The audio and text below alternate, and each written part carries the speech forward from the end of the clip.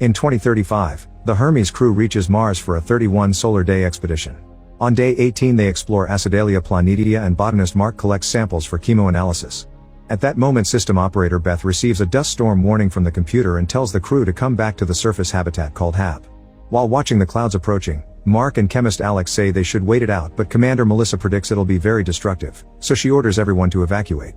Once everyone is suited up, they open the door of the HAB and immediately get hit by the dust storm. They make an effort to push through and Mark stays at the end of the line to close the door. The storm may tip their Mars Ascent Vehicle or MAV soon, so they need to hurry, although Mark thinks they can anchor it using cables and the rover. Suddenly the satellite dish is blown off and everyone has to duck to dodge it, however Mark isn't fast enough and the dish hits him.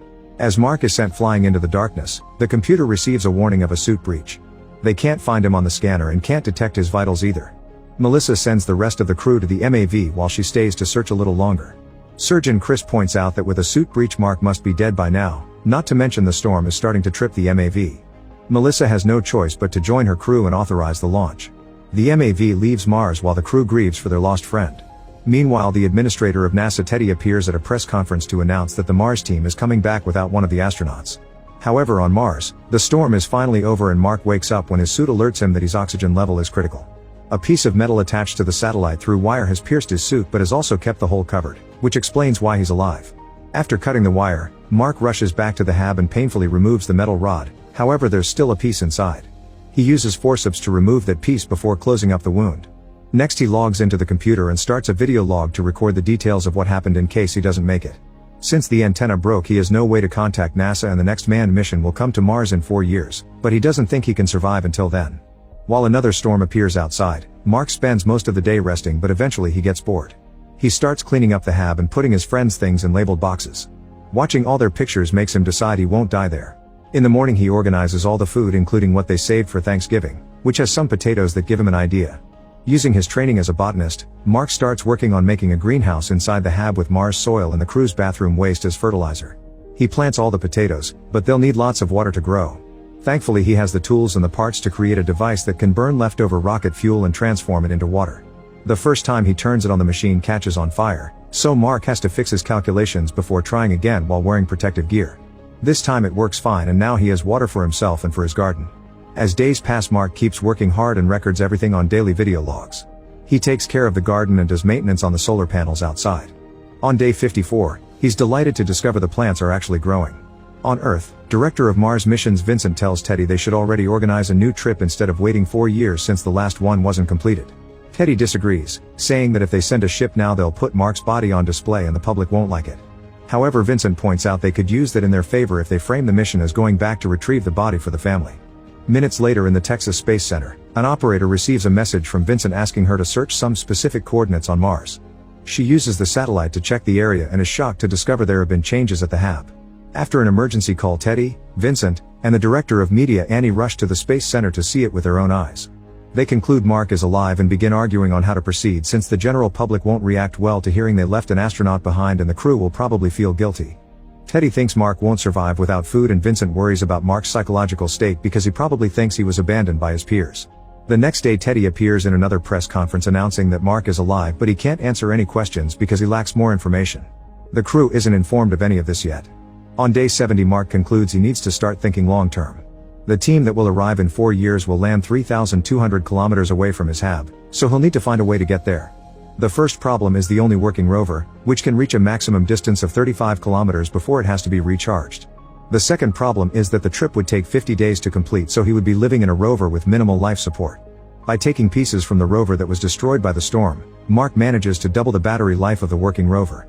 He does a test run in the middle of the night and notices how cold it gets, but turning on the heater would consume too much battery life.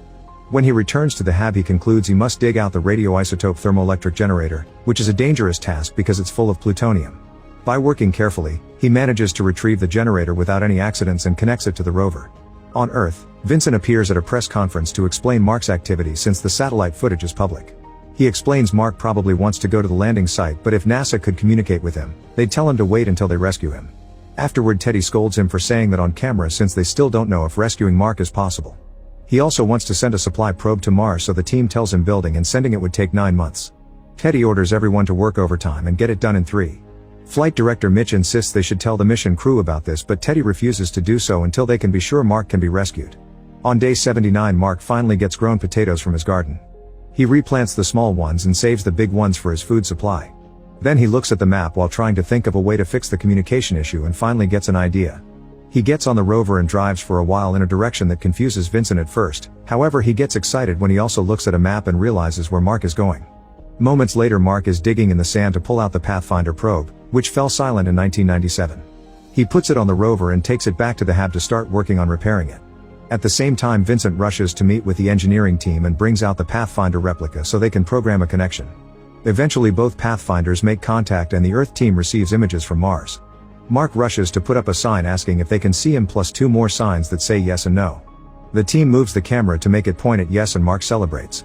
Now he needs to figure out a way to have complicated science conversations with just a camera and signs. He grabs Beth's computer and finds a chart with alphanumeric units, which he sets up around Pathfinder using signs again. The NASA engineers quickly catch on to what he's doing and repeat the process in their lab. Once everything is ready, both sides can start sending messages to each other. Mark tells them how he survived and makes sure to point out it wasn't the crew's fault.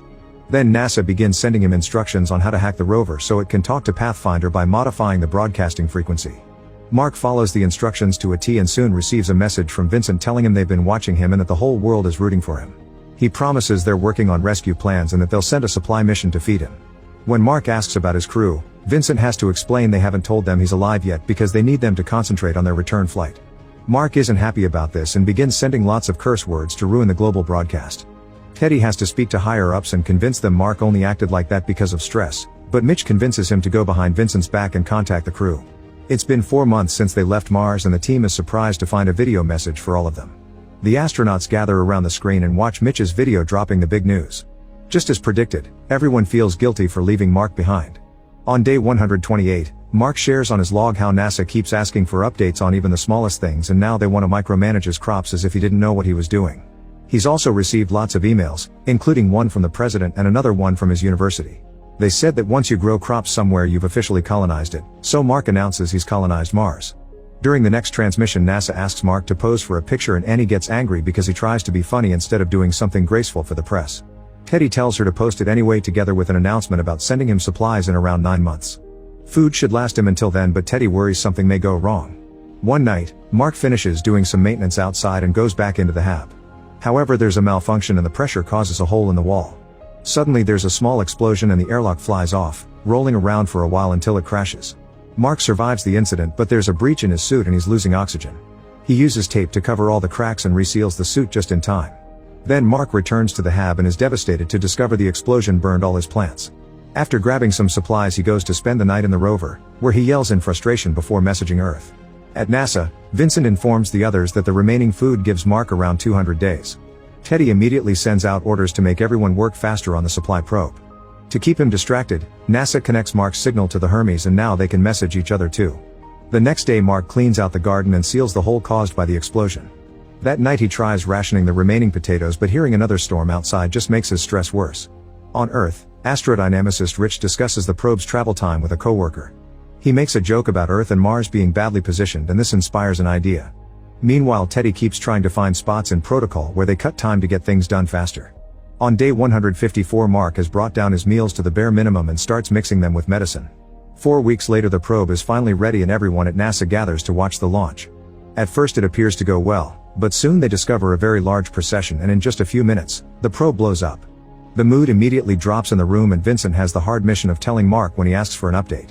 On day 186, Mark sends Melissa a message asking her to check on his parents when she returns to Earth and tell them everything about their time on Mars. He wants them to know he loves them and that he died doing something greater than himself, which he's proud of. Meanwhile, the China National Space Administration watches Teddy during an interview explaining the probe failed because they cut time on the inspections. China has a more advanced booster that could help NASA do a faster launch, but it's always been classified information, so if they help they need to keep it private and nobody in the world would know. Soon Teddy gets a call from them and he agrees to the confidentiality deal. While the NASA engineers try to get another probe done in 28 days, Rich finishes his calculations and flies to see Vincent to tell him he has a better plan. Vincent organizes a meeting and Rich does a visual demonstration of his plan using a stapler, Annie, and Teddy. Instead of sending the probe directly to Mars, they can use the Chinese booster to make it intercept Hermes. The crew can pick up the supplies and fly around Earth in a slingshot effect that will keep the speed and quickly send them back to Mars to rescue Mark, who will have to meet them in the MAV. However, this would add 500 more days to the crew's mission.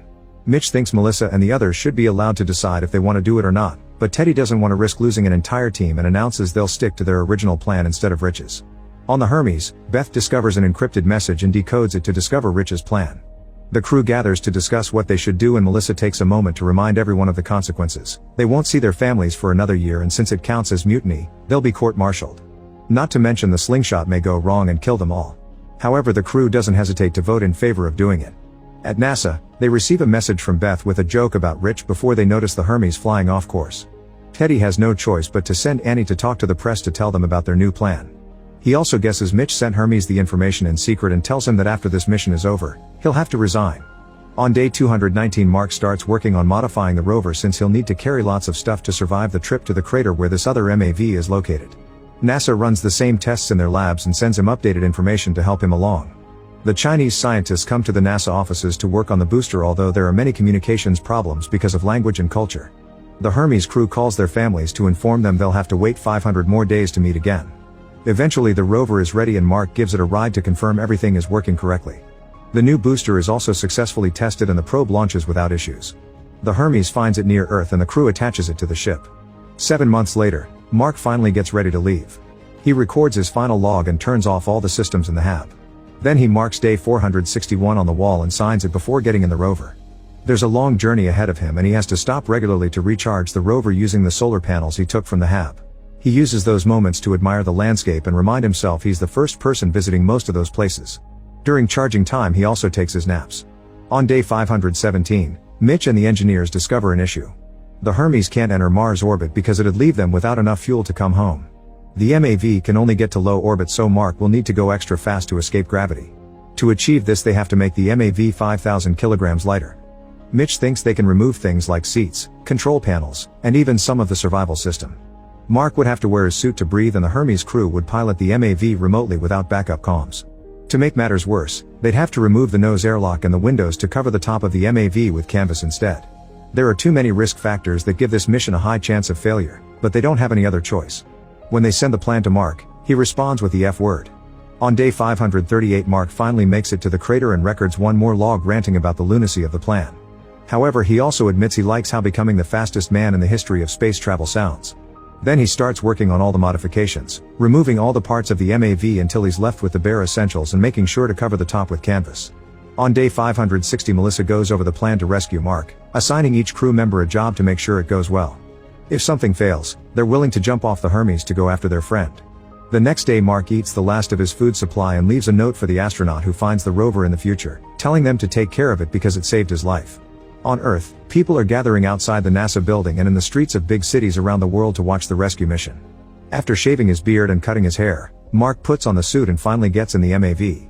Now that the Hermes is close enough, they can communicate with Mark through the comms instead of sending texts, and he cries as he thanks his friends for coming back for him. Melissa does the countdown and the MAV takes off without any trouble. However, after just a few minutes of flying the canvas is blown off and the pressure changes in the cabin, making Mark dizzy until he passes out. The Hermes remotely shuts down the booster and discovers that the MAV is out of fuel, which leaves it further from the main ship than planned. The crew can fix this by using some of their backup fuel, however that will make the speed go too fast for interception. At that moment Mark wakes up and tells them he's fine if they don't count his broken ribs. When he hears about the problem, he proposes a new plan. He could pierce his suit and use the escaping air as a thruster to fly toward the Hermes. It's a bad plan, but it inspires Melissa with a similar idea. They could blow off an airlock and the escaping air would give them the kick they need. It's very risky, but they're out of options, so Melissa calls Alex and asks him to start making a bomb. Using the ship's supplies including simple sugar, Alex makes a bomb stronger than dynamite. Chris sets it up on the airlock before floating away. In the cockpit the calculations reveal that there still will be a small difference in distance, so Melissa announces she'll go out and rushes to suit up. When the bomb finally explodes, the airlock is destroyed and creates the desired effect. Once the Hermes is as close to the MAV as possible, Chris hooks Melissa up so she can go on a spacewalk to rescue Mark. Unfortunately, the rope isn't long enough, so Mark gets to do his own idea. He pierces his suit and the air immediately begins pushing him around. He struggles to take control but eventually manages to fly out of the MAV. With her crew doing the calculations, Melissa fixes her course and reaches out to grab Mark when he passes by, however he's going too fast and their hands only bump. Thankfully he manages to hold on to the rope and Melissa begins pulling until they can finally reunite. The crew pulls them in before informing Earth that the mission went well and everyone around the world celebrates. Once Mark has recovered from this experience and is healthy again, he becomes a survival instructor for astronaut candidates. 3 years later a new mission to Mars is successfully launched.